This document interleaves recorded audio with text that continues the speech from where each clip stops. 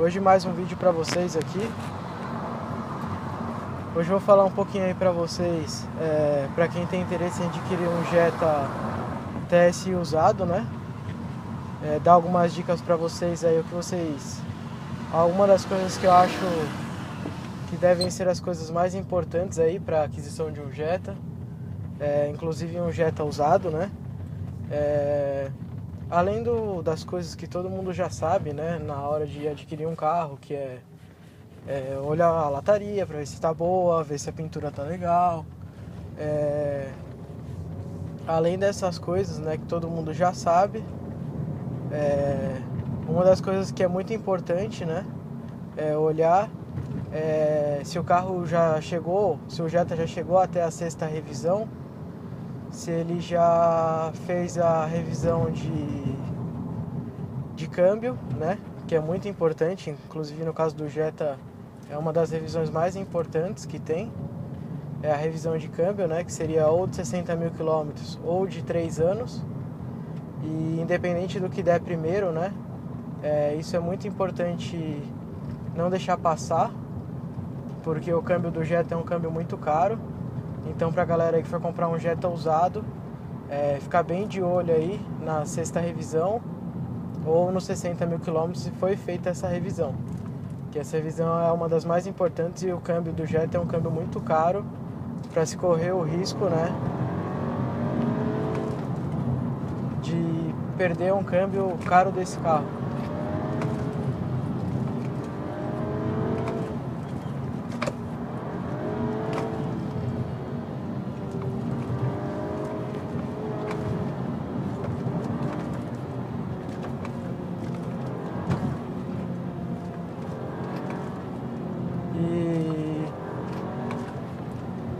E como eu disse pra vocês, né, é super importante essa sexta revisão e não se deve deixar ela passar, ainda mais pelo câmbio ser tão caro, né?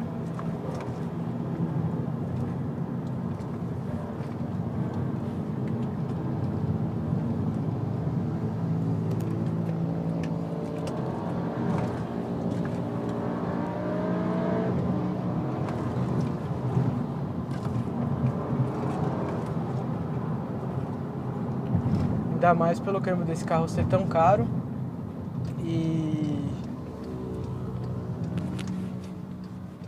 é muito importante isso.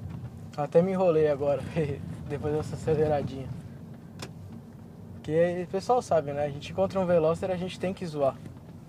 Infelizmente, o Veloster ele tem um nome que não faz jus ao carro que é, né? E o preço dele também não vale o que pedem.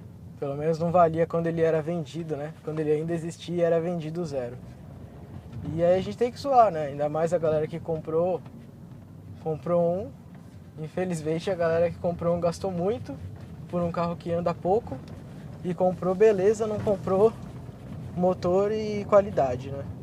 Não tô dizendo que os carros da Hyundai são ruins, pelo contrário, são carros bons também, né? Mas o Veloster é um carro que infelizmente ele tá numa faixa ali que o preço na época era muito caro, por um motor muito fraco.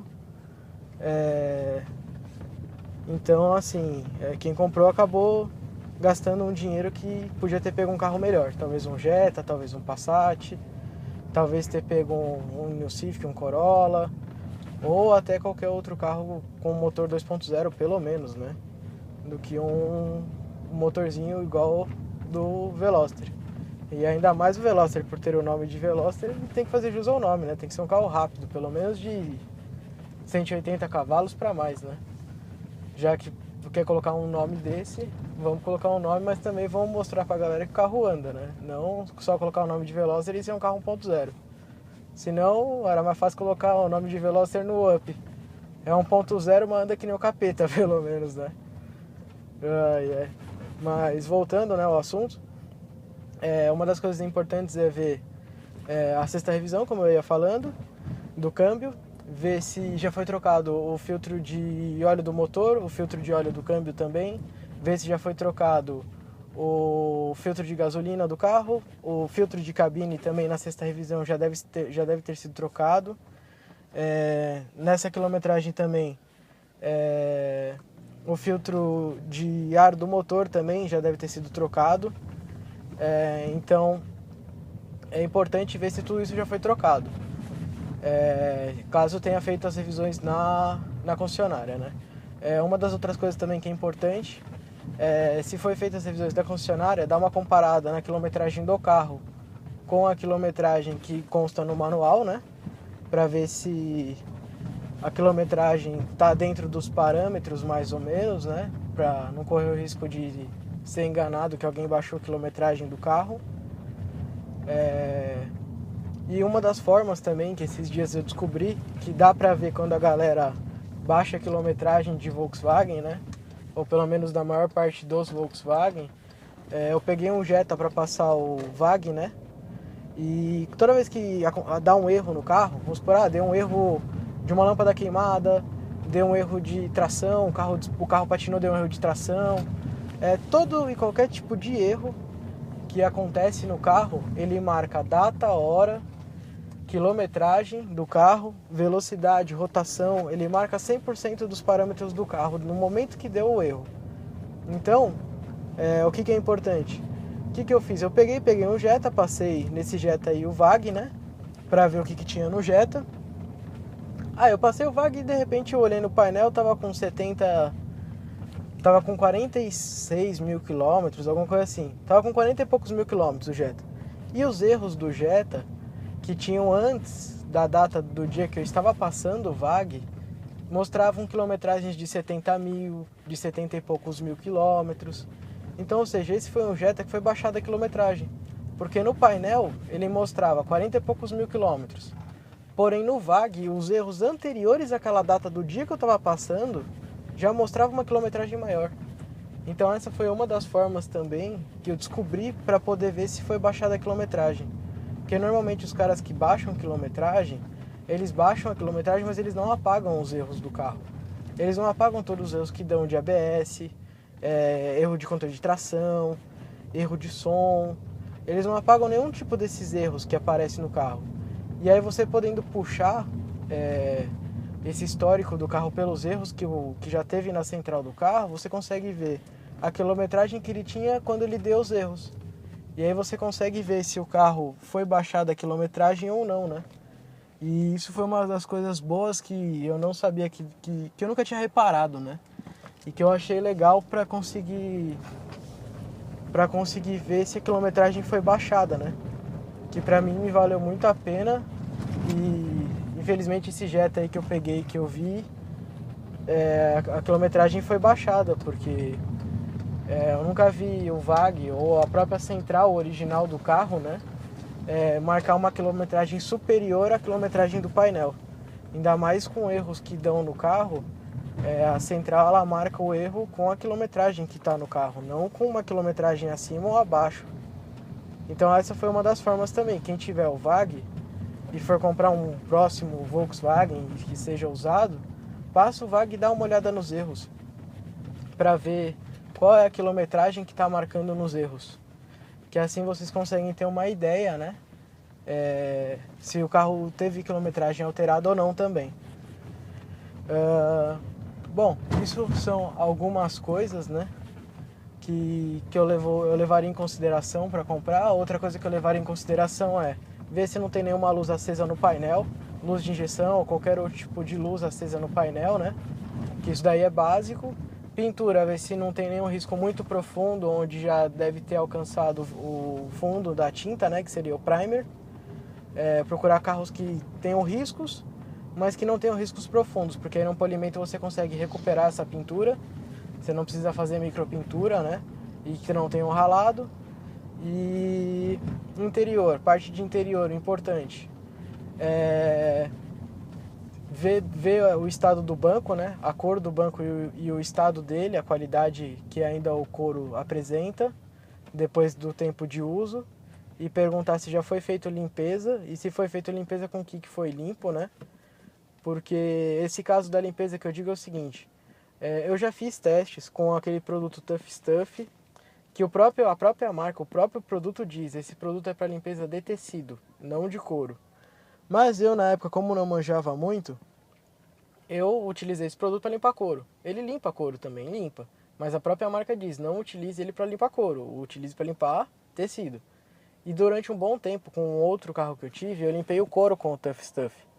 E o que eu aprendi com isso? O Tough Stuff, ele é um produto realmente só para limpar tecido, ele é um produto muito abrasivo, né? Ele é um produto muito forte. E aí o que eu aprendi foi o seguinte, que não vale a pena limpar o couro com o Tough Stuff. E aí eu comecei a pesquisar, tá, uma forma barata, uma forma fácil de limpeza na época. E a forma barata e fácil de limpeza, com qualidade e sem correr risco de estragar o couro, foi a forma de limpeza com sabão de coco, uma bucha boa, que seja bem macia, né, para não correr o risco de desgastar o couro, e água, um pouquinho de água só. Molha a buchinha na água, passa um pouquinho de sabão de coco e passa no banco sem fazer muita pressão. E assim você consegue limpar. Aí muita gente fala, mas o sabão de coco ele vai deixar o couro muito ressecado e não sei o que, não sei o que lá.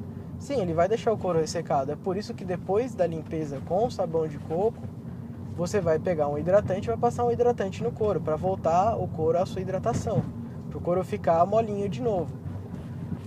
Eu já fiz, hoje em dia eu não utilizo mais esse sistema para limpeza de banco, mas eu utilizava antigamente, funciona bem, não estraga, no caso do sabão de coco. E hoje em dia eu já uso dois produtos da Meguiar's, né, que um é só para limpeza e o outro só para hidratação, no caso da limpeza do banco. E hoje em dia eu já uso esse outro tipo de produto, que são dois produtos prontos e tal. Mas na época eu utilizei por muito tempo o Tough Stuff e vi que não vale a pena, que ele é muito forte, o produto para couro, ele não é feito para couro, assim como a própria marca diz que ele não é feito para couro, né? E o sabão de coco eu usei também durante bastante tempo e ele funciona bem, o resultado dele é muito bom. E é por isso que eu digo para vocês, quando forem ver um Jetta, olhar a borda do banco de couro para ver se a borda do banco não está desgastada, porque se saiu a tinta do couro, depois você não tem como voltar essa tinta, entendeu? Você não tem como pintar de novo o couro. O couro ele vem, principalmente quando o couro é claro, né? Você tem que tomar o máximo de cuidado para não arrancar essa pintura que tem, digamos assim, no couro, porque se você tirar essa pintura, você estraga o couro na hora, né? Você não tem muito para onde correr depois para resolver esse problema. Então essa é uma das dicas também para vocês, olharem as bordas dos bancos para ver se não saiu a tinta, numa eventual limpeza, ou numa pessoa que utiliza muito o carro e entra e sai do carro e fica raspando a perna na bordinha do couro, para não correr o risco de arrancar a tinta do couro, porque uma vez a tinta arrancada só tingindo o couro de novo, né? Como o pessoal sabe, o couro ele é tingido, então não tem muito para onde correr, né? Com o couro tingido você tem que mandar tingir de novo para manter a cor dele. Que mais de desgaste? Bom, o resto dos desgastes é ver pneu. Pneu normalmente aí depende muito de quem utiliza o carro, né? E de quanto o carro está rodado e como ele rodou esses quilômetros. Mas pneu, vamos supor, o carro tiver com 20 mil quilômetros, ainda para estar pelo menos com pneu original, acredito eu. Que os pneus originais duram bem mais do que quando a gente compra um pneu, mesmo que seja igual, né? Os pneus originais que vêm da concessionária duram mais, não sei porquê, mas sempre duram mais. E eu acredito que até uns 20 mil quilômetros, ou até uns 25, 30 mil quilômetros ainda esteja com o pneu original o carro. E se você for pegar um Jetta com 20 mil quilômetros, que o pneu já não é mais original, e já tem outro pneu, sei lá, na metade da vida, ou já bem desgastado, aí tem alguma coisa estranha nisso, né? Porque com 20 mil quilômetros, mesmo que você acabe com o pneu e troque por um novo, o novo ainda tem que estar bem novinho quando você trocar, né? Não dá pra gastar 2 jogos de pneu original e mais um antes de 20 mil quilômetros. Então, esse aí também é um dos fatos. Olhar a qualidade do pneu que a pessoa colocou e ver se as especificações do pneu atendem o carro, se a medida do pneu é a mesma do carro original, que seria 225, 45, 17. Às vezes a pessoa acaba mudando a medida, às vezes acaba pegando uma outra medida mais barata. Olhar também a qualidade do pneu, a velocidade que esse pneu vai aguentar, porque cada pneu aguenta uma velocidade diferente, né? Existem pneus que aguentam 300 km por hora, pneu que aguenta 250, pneu que aguenta 200. Cada pneu ele tem uma sigla no pneu, uma letra que diz mais ou menos quantos quilômetros esse pneu aguenta, né? E como muita gente que compra Jetta gosta muito de correr, por ter um puta motor bom, né? E ser um carro muito bom, no caso é muito importante que você dê atenção a isso também, né? Para você não pegar um carro com um pneu que não suporta altas velocidades e altas temperaturas, né? Ver pastilha de freio também. Pastilha de freio, o meu outro Jetta eu vendi com 30 mil quilômetros. E 30 mil quilômetros bem rodados mesmo, né? Eu rodei bem com o carro. E rodei acelerando, freando com bastante vontade mesmo. E o carro, a pastilha aguentou os 30 mil quilômetros e ainda eu vendi o carro com uma folga ainda para rodar mais um pouco. Acredito eu que com o que sobrou ali de pastilha daria para rodar aí mais uns 15 mil quilômetros, talvez uns 10. De 10 a 15 mil quilômetros. Então a pastilha do Jetta também dura bem, até porque a frenagem do Jetta não é 50-50. Se eu não me engano, ela é 70% na frente e 30% atrás. E dependendo do tanto que você precisar frear, é que ele vai jogar mais, vai dividir mais ou menos a frenagem do carro. Mas em média ela usa mais frenagem dos freios da frente do que os freios traseiros, né? E é importante ver também os freios do carro, né? Que isso é bem caro, a troca, né? Outra coisa que é importante, ver a água do sistema de arrefecimento, se ela não está suja, se ela não está contaminada por metal. Isso é uma das coisas mais importantes também na hora da compra de um carro. Abrir o reservatório de água, ver se a água não está muito enferrujada. Obviamente que isso não é o maior dos problemas, né, para a compra de um carro usado, mas é uma das coisas que, se você comprar contaminada a água, é bom você fazer a troca, a limpeza desse sistema todo e colocar um novo produto para manter ali o seu sistema sempre bem cuidado, anticorrosão, para que o ponto de ebulição da água ali do seu sistema não aumente. Então é muito importante você manter aí esse sistema sempre limpo e sempre com o produto para manter, né, esse sistema limpo e conseguir manter também a conservação aí do seu motor, né? Isso é muito importante. E deixa eu ver aqui mais que é muito importante. Ver o óleo de freio, dependendo da quilometragem, se precisa trocar ou não. Porque o óleo de freio também ele tem uma contaminação, ele sofre uma boa contaminação, né? E ele acaba perdendo as propriedades dele, ainda mais por conta de esquentar e esfriar muitas vezes durante as frenagens. E isso também é uma coisa importante que eu digo para vocês, olhar o óleo de freio. Basicamente, eu estou dizendo assim tudo isso, mas o mais importante de tudo que eu acho é que vocês vejam realmente aí a revisão do câmbio, que é a mais importante de todas, porque é a parte mais cara do carro, que se der algum problema aí vocês vão ter um gasto grande. E muita gente fala, não pode trocar óleo de câmbio, porque aí o câmbio quebra realmente, o câmbio dá vazamento. Isso não tem nada a ver. Se o câmbio ele for feito, as revisões, conforme o manual diz, no tempo correto, nas datas corretas, com quilometragem correta, o seu câmbio vai durar muito. O problema é que hoje em dia muitas pessoas não sabem nem que tem que trocar óleo de câmbio, rodam 100 mil quilômetros, 100 e poucos mil quilômetros sem trocar óleo de câmbio, aí quando troca dá pau. Mas não é porque trocou que deu pau. O cara já rodou muitos quilômetros sem o óleo de câmbio trocado, sem trocar um óleo de câmbio. Quando troca, o óleo de câmbio novo ele é mais fino, ele consegue dar uma melhor lubrificação. Aí aquele monte de sujeira que tinha do óleo velho lá, e o sistema já estava tão acostumado com aquele óleo grosso, aquele óleo velho, aquele óleo ruim, que quando você põe um óleo novo, que tudo se encaixa melhor, aí começa a aparecer as sujeiras que começam a sair, a aparecer vazamento, aí começa a dar tranco. Então assim, o correto é você trocar sim o óleo de câmbio, mas trocar sempre nas datas corretas, no tempo correto. Aí sim seu carro vai durar muitos anos aí o seu câmbio, muitos quilômetros. E isso é o mais importante que eu digo para vocês. E assim, o básico que eu diria: freio, pneu, suspensão, óleo de câmbio, como eu já falei, água de arrefecimento, do sistema de arrefecimento. e óleo de freio. Esse é o básico aí para vocês comprarem um Jetta ou qualquer outro carro, digamos assim, né? Esse é um check-up básico que eu diria para fazer para compra de qualquer carro. Porque quanto mais tempo, muita gente não faz esse check-up básico, né? E às vezes acaba rodando meses e meses, anos e anos aí sem trocar um óleo de câmbio, sem trocar aí uma água do sistema de arrefecimento.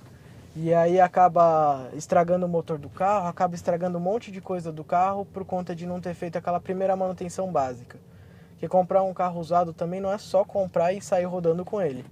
É comprar um carro usado e depois você tem que se preocupar em fazer a manutenção dele, não só a básica, né? Ver o que o ex-dono não fez ou o que o ex-dono fez, mas precisa fazer novas coisas que ele ainda não fez. E é isso aí, galera.